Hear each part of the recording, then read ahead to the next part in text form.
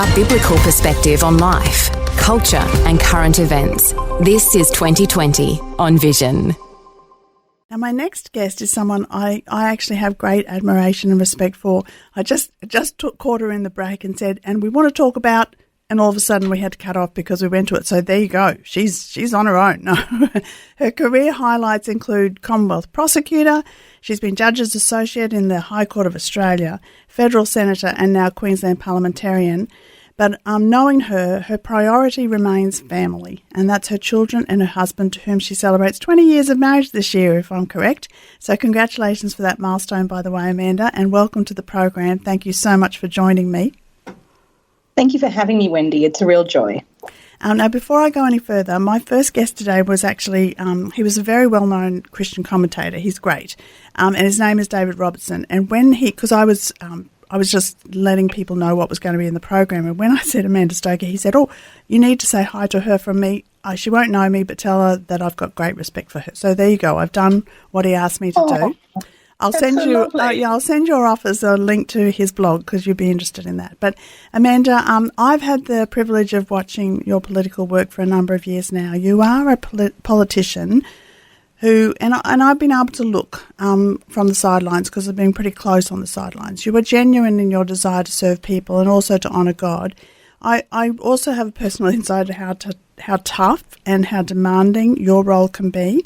And so I want to take this opportunity at the start just to thank you for your desire to lead in such a way as to achieve what is best for the well-being of all Australians. I know you do that. Thank you so much, Wendy. There are very few people who understand both the privilege and the sacrifices that we make in order to serve, but it is such a special thing to be able to carry the hopes and dreams and anxieties and all of those aspirations of Queenslanders into parliaments and into public debates, and at least do my very best to try and honour that in the way that I go about doing the work. Now, I don't pretend to be perfect about it, and as you well know, I'm very much the work in progress, but because of the contribution you've made, Wendy, to politics in your role with ACL and in other capacities, you've made a big contribution in this space too and made great sacrifices. So the admiration is mutual. Mutual. Well, there we go. You and I could just have a good talk. But in preparation, I thought, I know you well, but I thought I'd better do my proper research. So I looked online, and your online reputation is quite telling. It was made me smile, actually, because in 2019, the online Australian news outlet, Crikey, they called you a champion of free speech and religious freedom. So I thought, wow, that was quite good. And then in 2020, the Australian newspaper referred to you as a free speech champion. Wikipedia notes that you have spoken out against abortion, opposed the introduction of euthanasia legislation, and that you support every Australian's right to freedom of conscience, religion and speech. Now, some of those things I would think are a compliment, even if they're not said in a necessarily complimentary way by some people. Some people use what I think is a compliment as the opposite, but they were really good things. But does it get tiring for you to be often, you're often swimming against the tide, you're swimming against the stream, and you're pushing back on perhaps what we hear as progressive ideologies? You're often sort of swimming upstream. Is that tiring, or do you get energy from doing that? I think there's seasons where it does get a little bit tiring and a little bit frustrating because these shouldn't be controversial concepts. The idea that as human beings, we, more than anything else, need to have the right to think, to believe, and to speak freely and consistently with the way that we have thought and believed. Those are the fundamentals on which a democracy is based. They're the fundamentals on which all of the great steps forward that have been made, particularly in Western democracies, have been made. Without those things, we wouldn't have parliaments and we wouldn't have the opportunity to each as individuals participate in democracy. And yet, I'm sometimes surprised and sometimes frustrated, but mostly uplifted by the fact that we still have to keep renewing our commitment to these things, and we have to still keep working for them. Their persistence can't be taken for granted. Your legal background, I think, has given you a really good ability to debate civilly and kindly, and yet still get across your point. But you have been in federal parliament, so you've been in the Senate, and you are now finding yourself in a political opportunity in the state as state MP. So apart from having more time with the family, I'm guessing, which is a really good thing, what are the differences that you're finding in the two different roles? Can you just, it would be of interest to our listeners, I think, just to understand the difference that you're finding from your position in the Senate to now being state member of parliament. Some things are the same in the sense that the motives that drive me, the ability to make sure that we have a society that works for families and continues to do that well into the future. Those motives are still the same. That the values that I bring to the role are still the same. But the day-to-day work is a bit different. There is, in a political sense, a very different job to be done when you are one voice among 12 representing Queensland as a whole. So your constituency is, 15 or 16 million people, as opposed to being a state member of parliament where your constituency is more like 30,000 people, but you get the opportunity to know them much more deeply and to have much more personal conversations with people at every little corner of it, which I really, really love. I like the opportunity to quite tangibly and practically see the things that you've worked for on the ground, and that can be quite rewarding too. I really appreciate the opportunity to often, quite literally, hold the hand of a person who comes through my office door, often facing the most difficult situations of their life. They only come to a member of parliament when they feel like every other door has been closed, and to help walk a person through difficulty, often to something that represents a resolution for them. But even when that can't be done, even just to show them the dignity and the empathy of being heard and cared for and connected with other people who feel the same way. Those things are great privileges, and I really love that about the opportunity to serve in state parliament.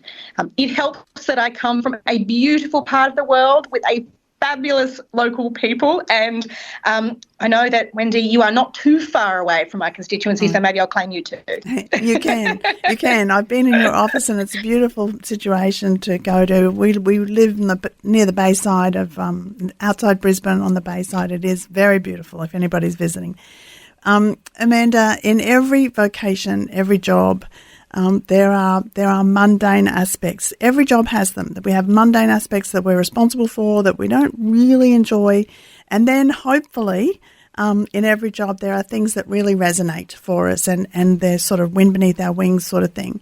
You've spoken about the one-on-one, and you're very good at that. I think that comes from a mother's heart as well.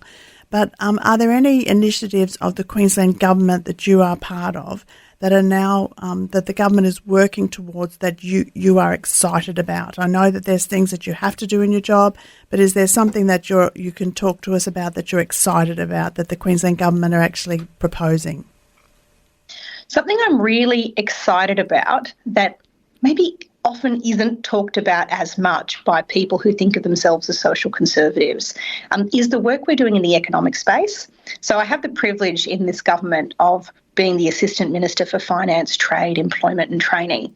And when I think about the financial position of Queensland at the time the LNP came to government, we were staring down the barrel of $218 billion worth of debt, declining revenues and massive blowouts in the cost of projects and service delivery. I think of the opportunity to improve Queensland's financial position and its economic strength actually as a moral one, because if we don't tackle that debt, it's an intergenerational burden in which we have stolen today from from tomorrow's children and grandchildren and on with a debt that big, it really can be something that ends up being a millstone around the neck of future generations that is quite significant.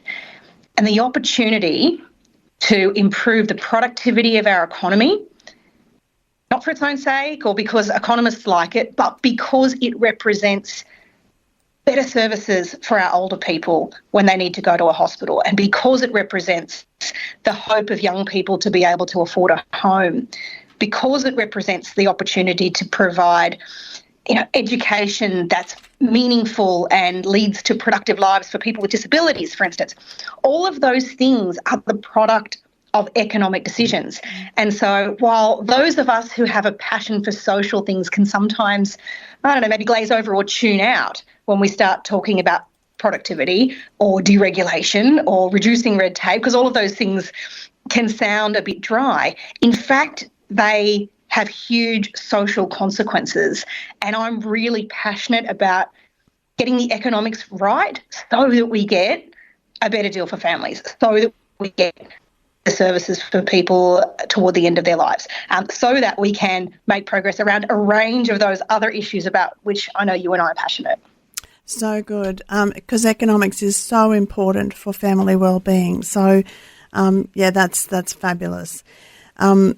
There are times when Peter wants to cut up my Maya card, by the way, so that's our economics at our home.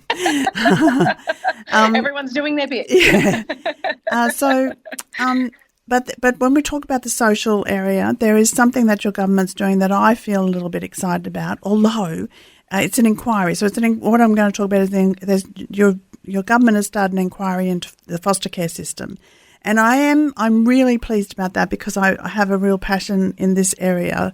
But I do also get frustrated with inquiries because it feels like to me as if it's sort of Groundhog Day, because we have inquiries and we find out the same thing. And what we're finding out in this inquiry is we're hearing from children who have been in foster care for like 14 years, 16 years. They're in and out of foster care and residential care. They first entered as a toddler, but they don't have any sense of permanency, and they're reunified with their parents, and then drugs come in and they're forced out, and child safety have to come in. So I feel a little bit frustrated that it's an inquiry and not actually doing something. But at the same time, I'm really pleased that your government is looking at it, because there are thousands of children who are affected by this, and they need a sense of permanency. They need to have a voice in Parliament. Can you talk to us just a little bit about what your government is doing here? It's also, I've looked again last night before we talked to you about this, but there's the foster system, but I think this inquiry is also including looking at the Child Protection Act and also the Adoption Act. It's already started. It started in July. The final report is not due until the end of next year, but you must be getting some feedback already on that. Are you part of that, Amanda? The inquiry has been led through Minister Amanda Cam, but as you've identified, it is an issue about which I'm really passionate too, as I know you are. There's an understandable desire for action rather than just inquiries. I understand that. What the inquiry does, though, is it will provide an opportunity that hasn't yet been had, I think, to connect all of the evidence across those slightly different areas of child protection, foster care, adoption, and even the connection to the juvenile justice system when these things aren't managed well, and to provide a more holistic look at the way these things operate. And in doing so, what I think we will get out of it is not just a case for reform where that needs to happen, and I think there are some opportunities there that are quite significant, but an inquiry that flushes out all of the evidence and draws connections between these things provides, in many ways, the public justification for why we need to do these things. So someone who's quite well versed in it, like you, Wendy, can get quite frustrated because you have a sense of what needs to be done better than most. But we need to make sure that Queenslanders of all walks of life who may not have had any contact in their lives understand how important it is to do this, even if it's difficult. We need to make sure that those in the public service who will be charged with driving and implementing any changes that are made understand why it needs to happen and feel that sense of moral purpose in driving those changes. And it will help, I think, ensure that there is getting good evidence-based policy in practice. It hasn't been there in the past. There's been years when things have gone wrong to make child safety better. And if we're real about it, a lot of problems. So things that haven't been had as a consequence. It's probably a controversial thing to say, but I think we have a system that prioritises the desires of adult parents over the needs of their vulnerable children. And we need to find ways of making sure the person who doesn't have a voice in this story and who doesn't get a vote in this story nevertheless gets prioritised in a system that actually isn't geared to them getting what they need. Yeah, I don't think you'll be surprised hear me say I don't think that's controversial at all, or it shouldn't be controversial. Amanda, thank you so much for joining us. No, it shouldn't be, but unfortunately it is for many. And I think we get into a rut. I do think the department, it's bureaucrats, and it's got into a bit of a rut, and I'm not blaming anybody either, because I think people who are in that sort of social services area, it's a tough gig, but the children have to come first. So, Amanda, thank you for your heart. Wendy, though? Yeah. Oh, sorry, I didn't mean to speak over you. No. There's already some action that's happening in this space, though, so please don't think that we're just going to sit on our hands for years while the inquiry happens. It's been staged so that as the different steps of the inquiry happen, we can take action immediately following that. And even now, we've listened, and I know that I've had wonderful foster carers come to me and talk about this.